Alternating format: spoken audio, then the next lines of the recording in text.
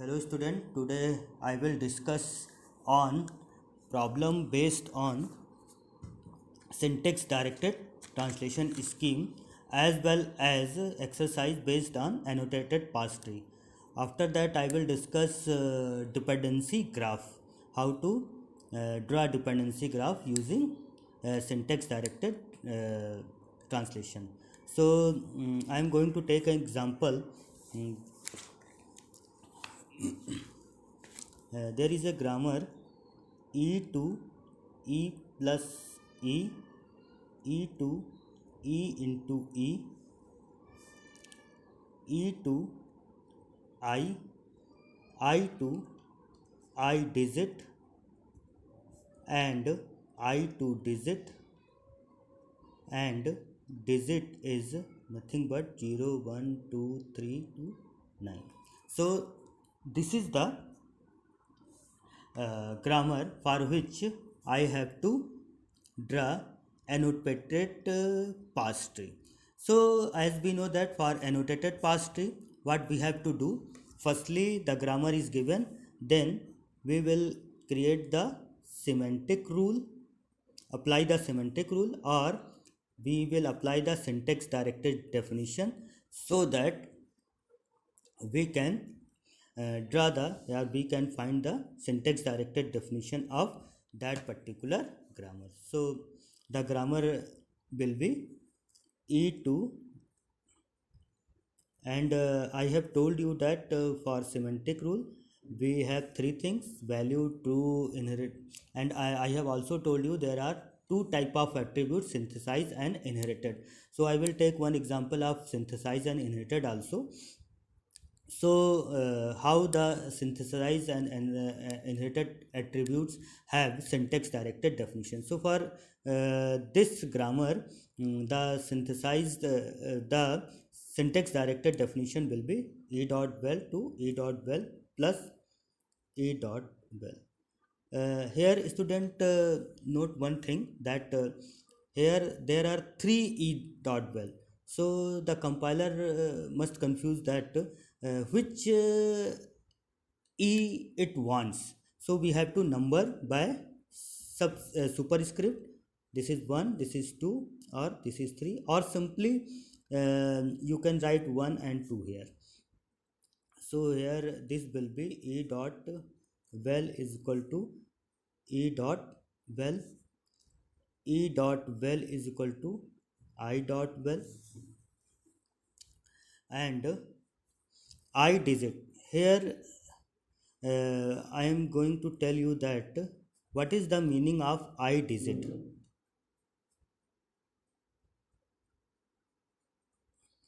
This is the syntax semantic rule for I digit. This it is this particular production is used for creating any number. This is used for creating any number, and uh, here only digit are given, means 0, 1, 2, 3 and 9. So whatever the expression we will make here is only in the form of digit, just like 2 plus 3 into 5, 3 plus 9 into 6. But if you want any number, means that 23 or 236 or 436 plus 2 into 5, so this is okay, but how this number will be generated? So for generating this number, this grammar, this production is used. So simple, as we know that 23 is generated by 2 into 10 plus 3, means 2 into 10 plus 23. If we want to generate, that is equal to 23. If we want to generate 236, it means that firstly what we have to do, we have to do uh, we have to generate 23, it means this, and after that we will multiply to 10 plus 6. So this will become 23 into 10 plus 6, and it will become 236. So this production is basically used for generating any number. Okay, so it is very important for that. So this is the syntax directed definition for that. I dot val is equal to I dot val into 10 plus digit. It is used for creating any number. And next one is I to digit, then I dot val is equal to lex val, and digit is simple lex val, so no need to generate any. Now, so for generating annotated parse tree, as we have discussed that there is a grammar, there is a syntax direct definition, and after that there is a syntax directed definition, and after that there is a parse tree. So we have to generate parse tree, and after that we will draw annotated parse tree. So the parse tree will be like that, e2 as it is, and take any number, just like an example 25 plus 25 into 4 plus 6. तो हमें क्या करना है, 25 plus 4 into 6 का annotated parse tree generate करना है. तो ये क्या हो जाएगा, क्योंकि बॉडमाउस के हिसाब से चलेंगे तो क्या होगा, पहले 6 तो पहले 25 इंटू 4 का मल्टीप्लिकेशन होगा, देन उसमें 6 ऐड करेंगे. तो पहला जो प्रोडक्शन यूज़ होगा वो ये होगा, देन ये होगा. इसके बाद क्या होगा हम मल्टीप्लाई करेंगे, then it will be e into e. Okay, then e2, हाँ एक चीज़ यहाँ पे, हाँ e2 i हो जाएगा. इसके बाद देखो क्या करना है, हमें यहाँ पे 25 लानी है. तो हम क्या करेंगे, ये हो जाएगा हमारा i और ये हमारा हो जाएगा डिजिट. ये क्या हो जाएगा, सिंपल i, और ये क्या हो जाएगा digit.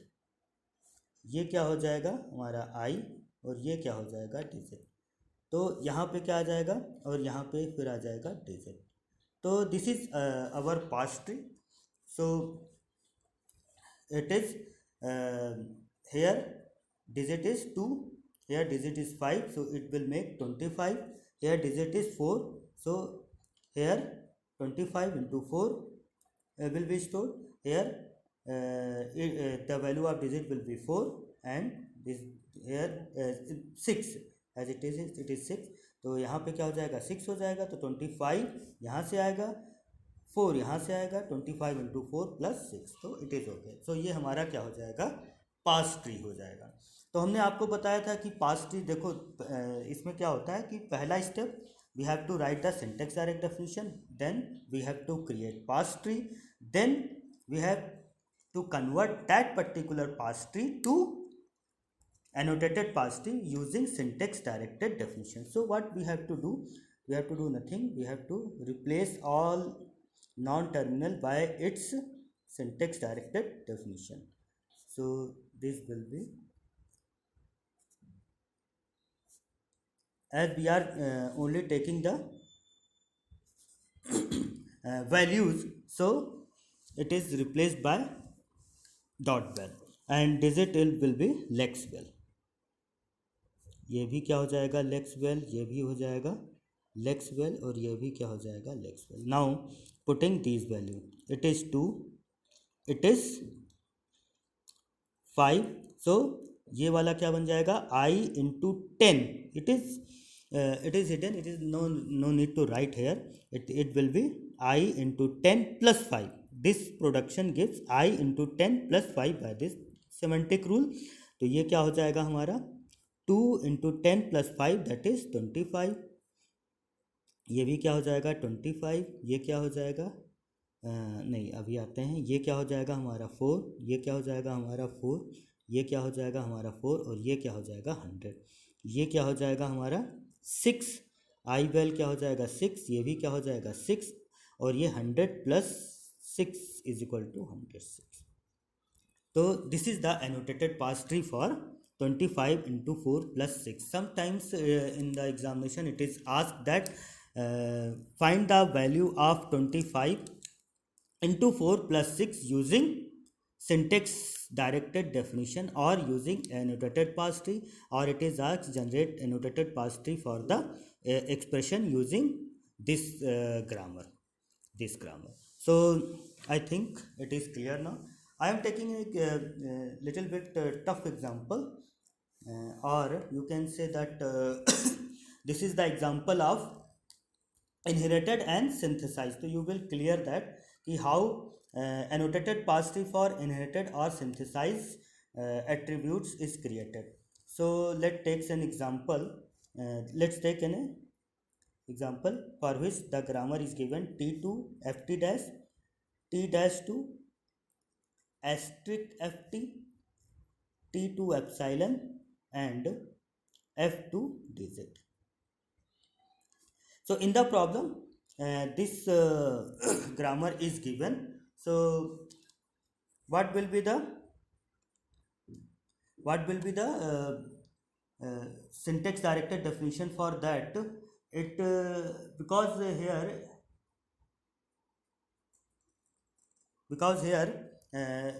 it is you can say that it's a prefix notation. So in prefix notation what we have to do, we have to inherit it for that. So if we are going to generate parse tree for that, it will be like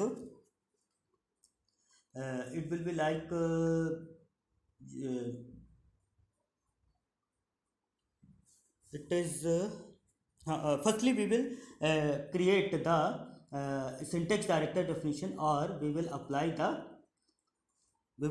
the semantic rule or syntax directed definition. So it will be like that.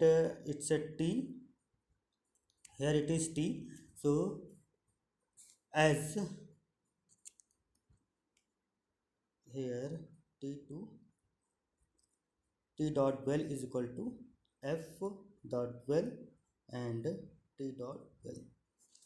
Generally it is written like this, but here the value of t dash, here the value of t dash will be, or you can say that this is here asterisk ft is there. So until unless the value of t dash is not calculated, until unless the value of t is calculated, तो जब तक t की value calculate नहीं होगी तब तक क्या होगा, यहाँ पे क्या कहते हैं, हमारा ये वाला प्रोडक्शन पे हम नहीं पढ़ सकते. इसका मतलब क्या है, ये प्रोडक्शन इस पर डिपेंड करता है. ठीक है, तो यहाँ पे क्या हो जाएगा हमारा. तो इस तरह से हम लोग क्या करेंगे, एक सिंटेक्स डायरेक्टेड ट्रांसलेशन डिफाइन कर लेंगे इस तरह से.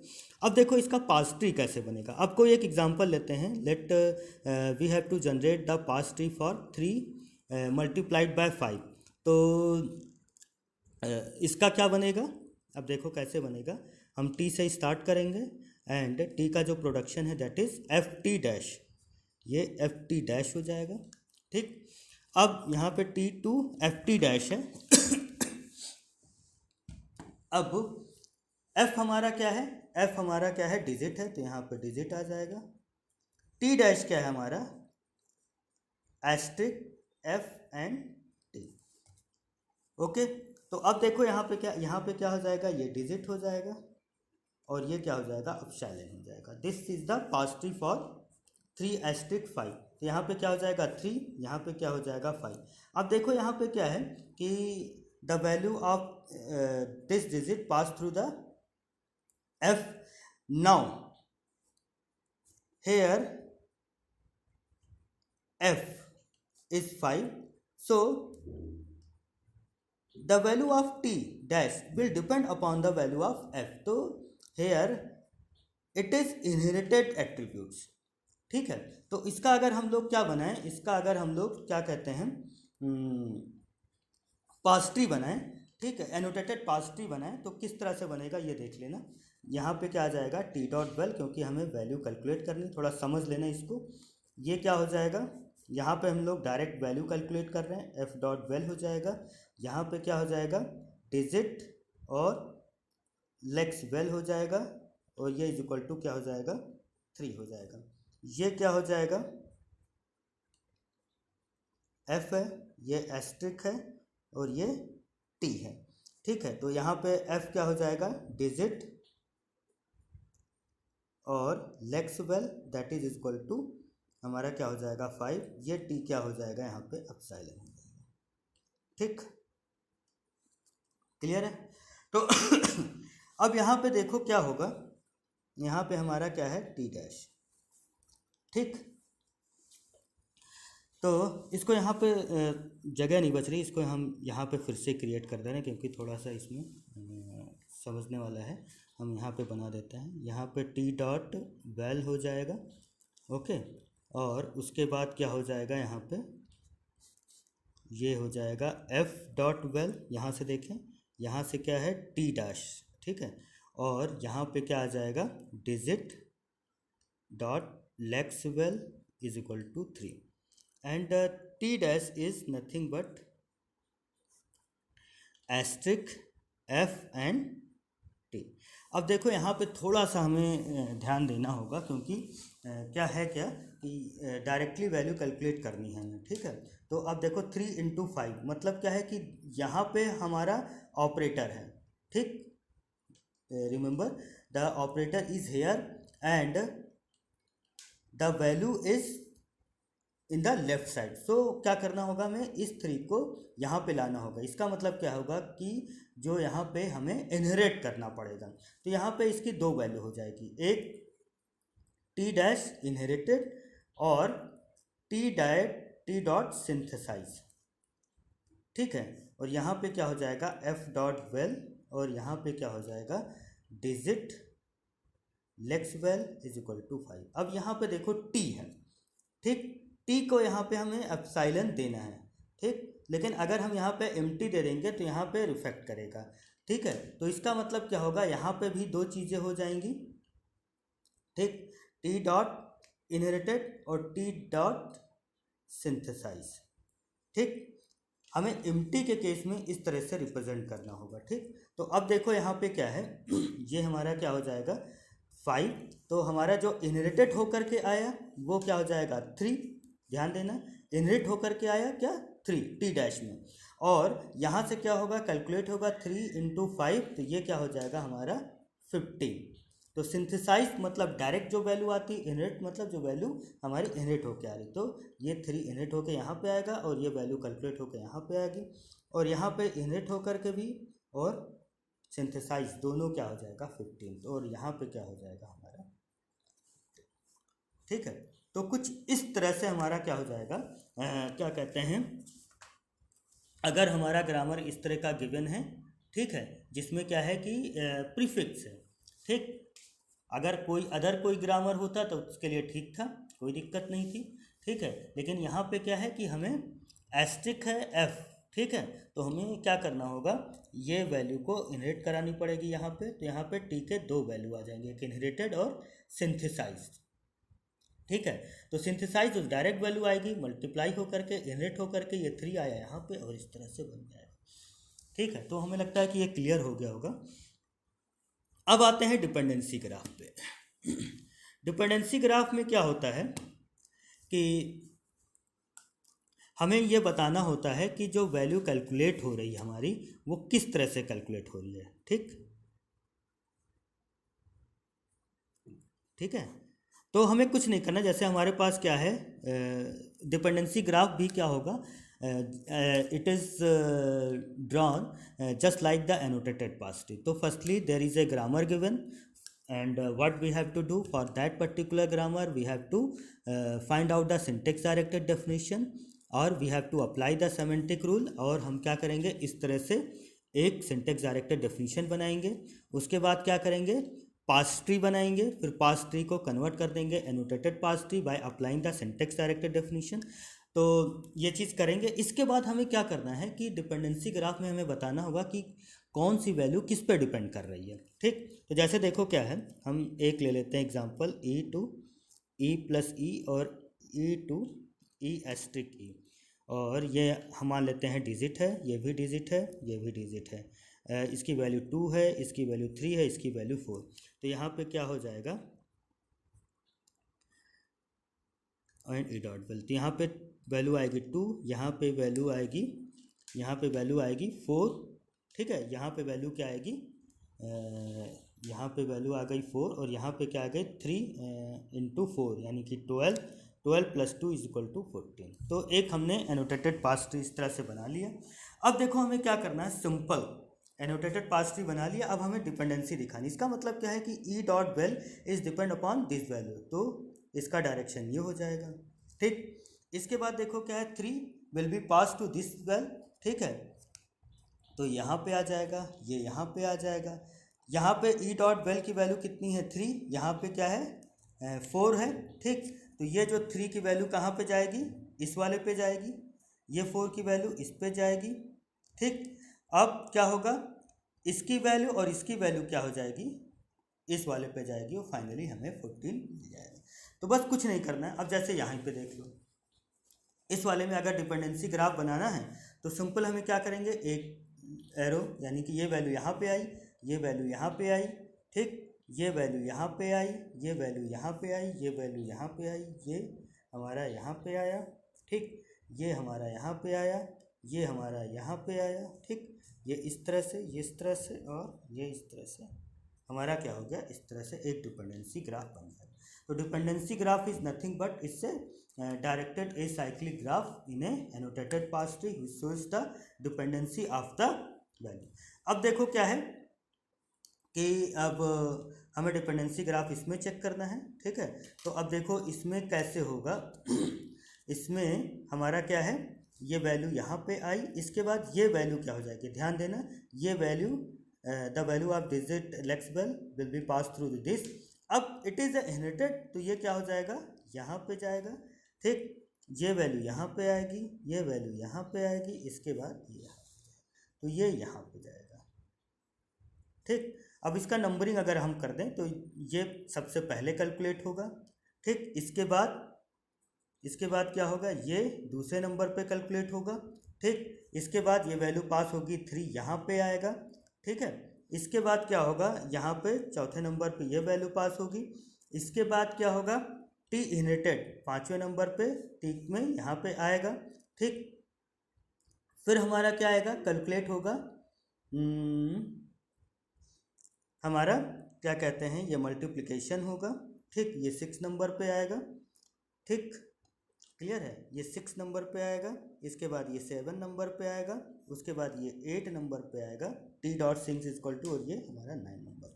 तो डिपेंडेंसी ग्राफ में क्या है कि हमें क्या बताना होगा कि कैसे कैसे चीज़ें हो रही हैं। तो पहले नंबर पे यहाँ पे ये पहले नंबर पे हुआ जिसमें डिजिट यानी लेक्सिकल वैल्यू 3 होगी, उसके बाद क्या होगा, एफ की वैल्यू 3 होगी, इसके बाद क्या होगा, ये क्या होगा, 2 की वैल्यू लेक्सिकल वेल में जाएगी, ठीक, इसके बाद क्या होगा, एफ डॉट वेल में जाएगा, इसके बाद ये 3 वाली वैल्यू इसमें जाएगी, ठीक, क्लियर है। उसके बाद क्या होगा, मल्टीप्लाई होगा दोनों का, यहाँ पे स्टोर होगा, फिर मल्टीप्लाई होगा यहाँ पे होगा, ठीक है।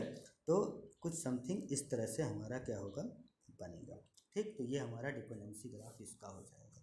तो हमें लगता है कि इसकी और प्रैक्टिस कर लेना, कुछ नहीं करना है, एक ग्रामर गिवन होगा, चाहे एनोटेटेड पास ट्री बनाना हो, चाहे क्या कहते हैं हमें डिपेंडेंसी ग्राफ बनाना हो, तो हम लोग इस तरह से बना सकते हैं। ग्रामर हम फिर से बता दे रहे हैं, first one is grammar is given, then second step is the syntax directed definition, third step is the parse tree and convert that particular parse tree into the annotated parse tree. तो ये हमारा क्या है, और dependency graph में सिर्फ मिल क्या है, एनोटेटेड पास ट्री में ही हम डायरेक्शन शो कर देंगे कि how the calculation is perform.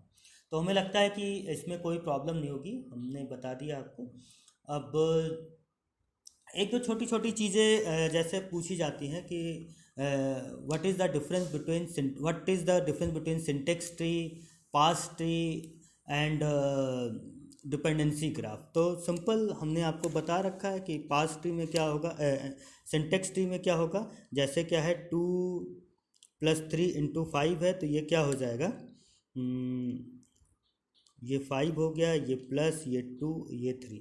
तो इस तरह से हमारा सिंटेक्स ट्री बनेगा। तो in syntax tree only terminal is used, in parse tree terminal and non terminal is used using the grammar. और डिपेंडेंसी ग्राफ क्या होता है, एनोटेटेड पार्स ट्री क्या होता है? Applying the concept of semantic rule और syntax directed definition in parse tree is called annotated parse tree. तो हमारा पार्स ट्री है, उसके बाद अगर उसमें सिंटेक्स डायरेक्टेड डेफिनेशन अप्लाई कर दें तो एनोटेटेड पार्स ट्री बन जाएगा। और एनोटेटेड पार्स ट्री में ही अगर हम क्या कर दें कि how the value is calculated, ठीक है, how the values are dependent to each other, then it is called dependency graph. तो इस तरह से हमें डिपेंडेंसी, एनोटेटेड पार्स ट्री ही है, बस हमें डायरेक्शन शो कर देना है। तो हमें लगता है ये क्लियर हो गया होगा। ठीक है, तो नेक्स्ट टॉपिक हम आपको बताएंगे 3 एड्रेस कोड। ओके।